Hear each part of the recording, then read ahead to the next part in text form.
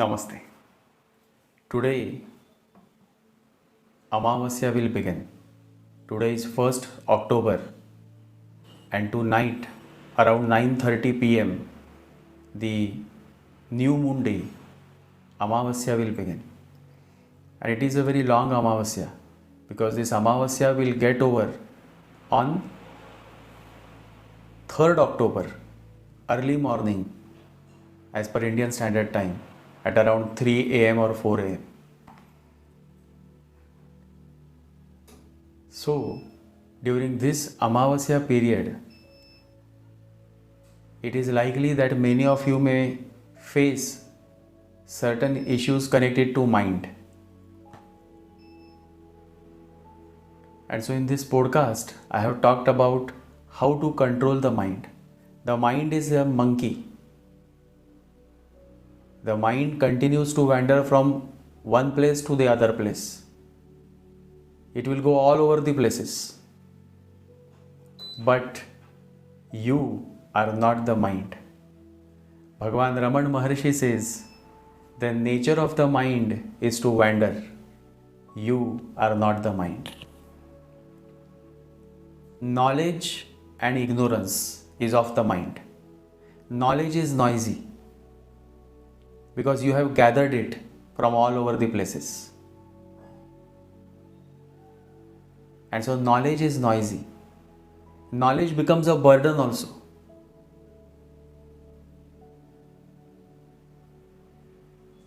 And so,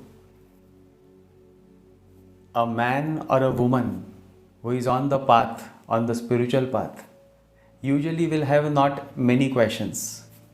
Because the more and more you progress on the path, the less and less questions you will have. What is there to ask? You will stay silent. You will turn inwards and you will focus more on yourself. It is said that Mahakasyap became the first enlightened disciple of Buddha. But the story goes as such that Mahakasyap comes from a very faraway land, and there are many other disciples of Buddha who are taking efforts towards their enlightenment. And Mahakasyap comes, and he comes with many questions, maybe millions of questions. And the moment he sees Gautam Buddha, the bliss, the peace within him, all questions fade away. He has nothing to ask. So he sits in the corner and he continues with his meditation. He continues with his spiritual practices. And the other disciples come and ask him that you don't ask any questions. Mahakasyap says, I had come to ask questions. But the moment I saw Gautam Buddha, all questions, everything went away. Now I am just happy to see him. And in that silence, I focus on myself and I continue with what he has given me. And then one day, Mahakasyap becomes enlightened. And he laughs. And Buddha asks, why are you laughing?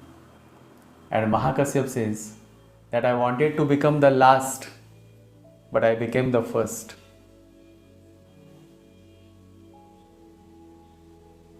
Because Buddha had a rule that once you are enlightened, then you should not stay with Buddha. You should go out, you should reach out to the farthest shore of the planet and you should spread the light. And Mahakasyap was not willing to leave Buddha. So that is the love for the Guru. It is only through love, through dedication, through consistency, that you can attain the beyond. And everything that is beautiful is beyond the mind.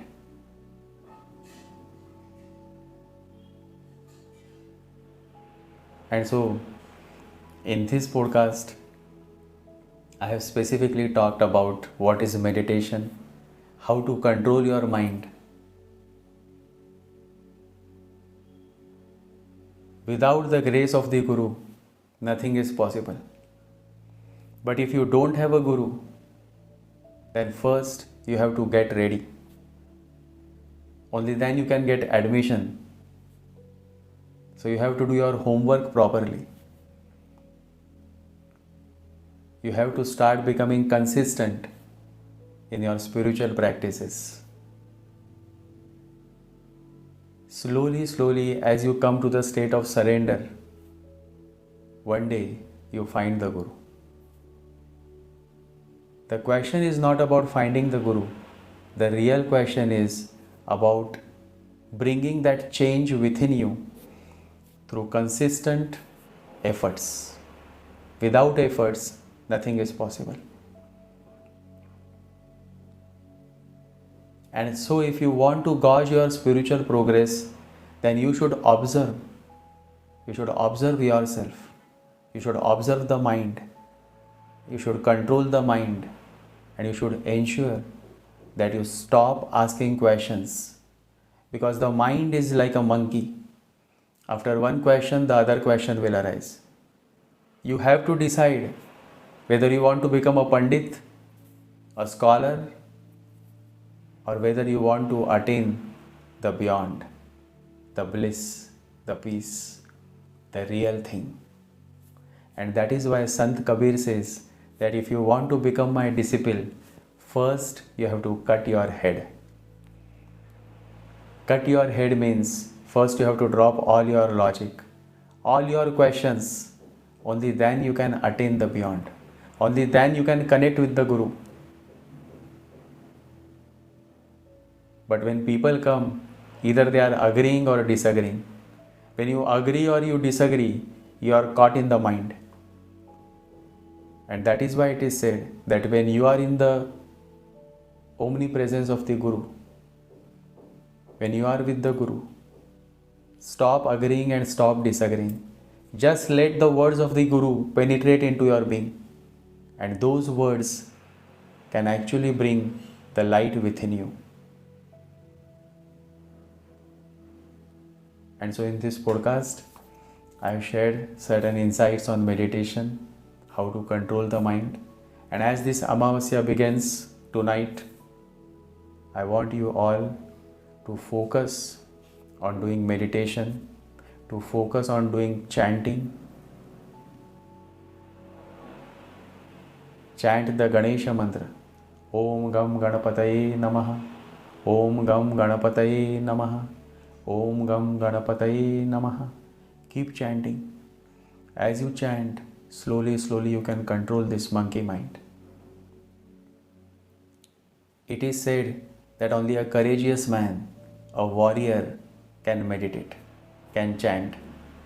Because those who are weak, those who are shallow, those who are still in the baby stage, they cannot sit, they cannot do the chanting. They will do for initial days and then they will give up. You need that courage of a warrior. And that is why many warriors, great warriors, Kshatriyas as they say, have become great masters, great spiritual masters. And so there is much to share. But for now, this is my message, that as this Amavasya begins, don't worry much about solar eclipse, because in my earlier podcast I have already mentioned that this is a beautiful event. The solar eclipse will bring many positive transformations in your life, but you have to be careful about this Amavasya. It is also known as Sarva Pitri Amavasya, meaning the Amavasya, the new moon day, when you can pay your respects to your ancestors. The souls of your ancestors come to meet you.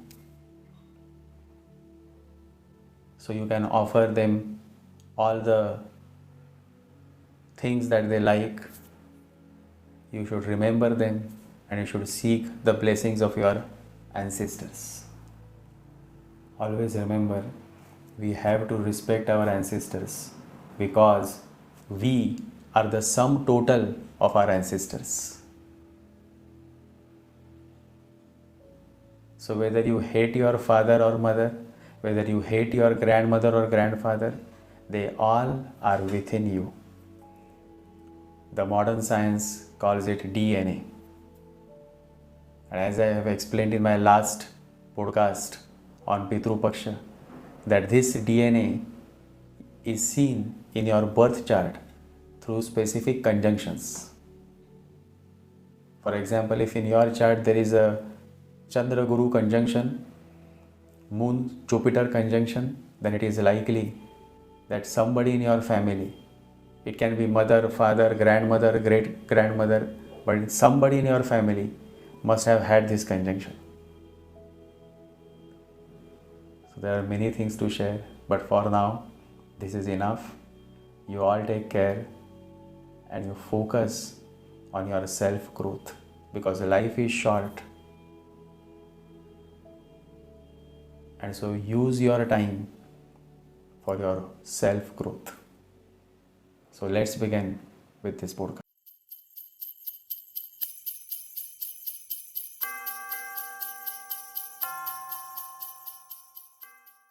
What is meditation?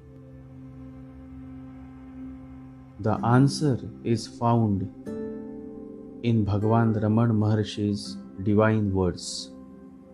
Bhagwan Raman Maharshi says, meditation is sticking to one thought. That single thought keeps away other thoughts. Distraction of mind is a sign of its weakness. By constant meditation, it gains strength. Now understand these words. These words are very, very significant. The single thought keeps away other thoughts. That is what the Bhagavan says. Meditation gains strength when you remain focused on one thought. That thought can be the name of the Holy Lord. Through chanting, you continue to meditate deeply on the name of the Lord. Slowly, the mind starts coming under your control. It takes time, it takes persistence, and moreover, it takes immense faith and devotion. Whether you are just doing it for the sake of doing it, or whether you are meditating on the Lord's holy name with pure devotion, the ultimate flowering of your meditation, the state of your inner being, is totally based on what you are from within. Mind is mechanical, mind is habitual, and all habits are bad because all habits are mechanical in nature. You do it just because it has become a habit. There is absolutely no awareness to your actions. And when there is no awareness, there is no quality, no beauty to your actions. Do not make your meditation a habit, because then it will be mechanical. You are just doing it like a robot. Nothing real is happening. Nothing is ever going to fructify.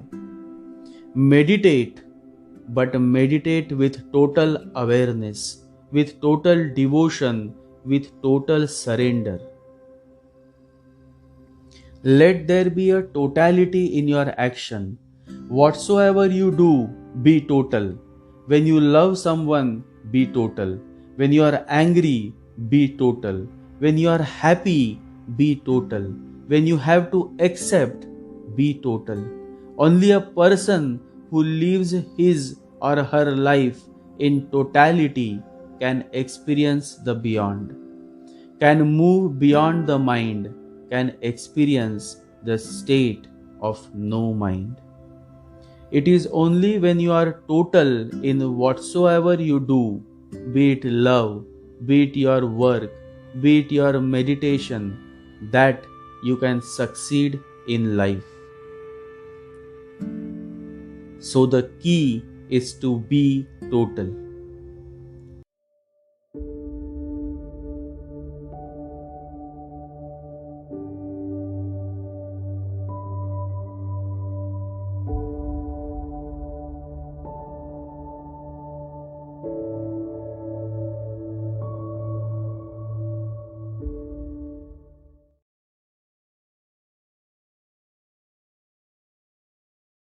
ॐ गं गणपतये नमः।